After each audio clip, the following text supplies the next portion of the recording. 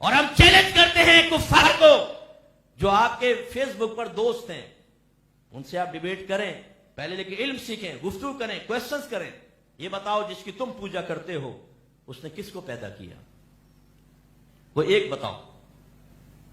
قرآن میں ہے 2 آیات کا مفہوم یہ ہے، اللہ تعالیٰ فرماتے ہیں حبیب ان کفار سے پوچھے کہ تمہیں کس نے پیدا کیا، یہ ضرور کہیں گے کہ ہمیں اللہ نے پیدا کیا. ایک مقام پہ فرمایا حبیب ان سے پوچھیں تمہیں رزق کون دیتا ہے، یہ کہیں گے ضرور کہیں گے کہ ہمیں اللہ رزق عطا فرماتا ہے. ہر کافر کا مرجع بھی میرے رب کی ذات ہے، لیکن انہوں نے وسیلہ ایسا اختیار کیا جس کو ہم کفر و شرک سے تعبیر کرتے ہیں، وسیلہ غلط اختیار کیا ہوا. اور یہ بعض لوگ کہتے ہیں کہ دیکھو جی آپ بھی کفار کی مثل ہو گئے ہیں، وہ اپنے بتوں کو پکارتے ہیں، آپ اولیاء کو انبیاء کو پکارتے ہیں، مماثلت ہو گئی. او بھائی خدا کا خوف کرو.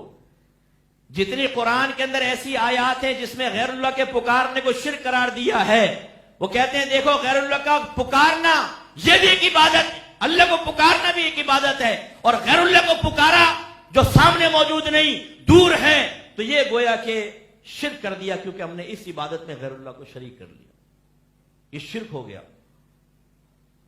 میرے بچوں چیزیں سمجھیے. جواب میں آپ کو کہنا چاہیے کہ بتاؤ کفار نے اگر غیر اللہ کا پکارا، اللہ تعالیٰ نے ان کو شرک قرار دیا، یہ مطلق ہے یا مقید؟ مطلق کا مطلب وداؤٹ اینی کنڈیشن، بس جیسے پکاریں گے کفر ہو گیا. اگر یہ بات ہے تو پھر تو اگر اماں پپو کو پکارے پپو بیٹا کہاں ہو، کافر. شوہر بیوی کو پکارے بیوی شوہر کو، کافر، کیونکہ تم نے غیر اللہ کو پکار لیا. اور اگر آپ یہ کہیں کہ نہیں یہ مطلق نہیں ہے مقید ہے، کیا مطلب؟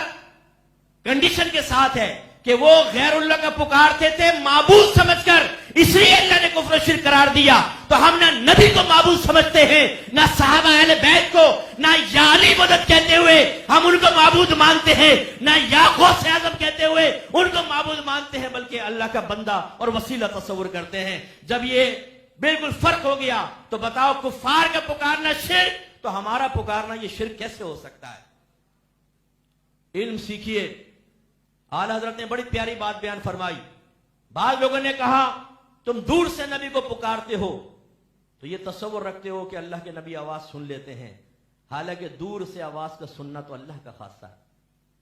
جیسے آپ یہاں ملتان میں کوئی ہو اس کو آواز دیں، شاکر بھائی خیریت سے ہو، تو لوگ کہیں گے پاگل ہو گیا ہے. آپ کہیں گے شاکر بھائی کہاں ہیں؟ ملتان میں، یہاں سے پکار رہا ہوں، تو بولے پاگل ہو گیا. انہوں نے کہا یہ اتنی دور سے پکارنا غیر اللہ کو، او بھائی کیسے وہ سنیں گے، یہ شرک ہو جائے گا. کیوں؟ دور سے صرف اللہ سن سکتا ہے. اعلیٰ حضرت نے فرمایا اللہ تو دور کی آواز سنتا ہی نہیں ہے. کیا فرمایا؟ اللہ تو دور کی آواز سنتا ہی نہیں ہے. کیونکہ پہلے ثابت کرو کہ اللہ تعالیٰ کسی شے سے دور ہے.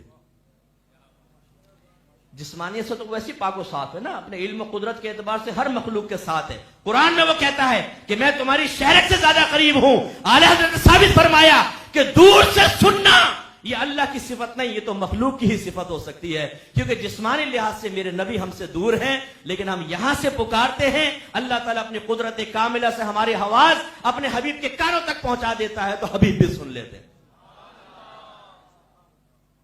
تو ہمارے نبی کریم صلی اللہ علیہ وسلم نے توحید اور ڈے آف ججمنٹ کے بارے میں بیان کیا، ہمیں اس پہ توجہ رکھنی چاہیے. تو اللہ تعالیٰ نام ہے ذات واجب الوجود کا جو تمام صفات کمالیہ کی جامع ہے، اور وہ اپنے علم اور قدرت کے اعتبار سے ہر چیز کا احاطہ کیے ہوئے ہے.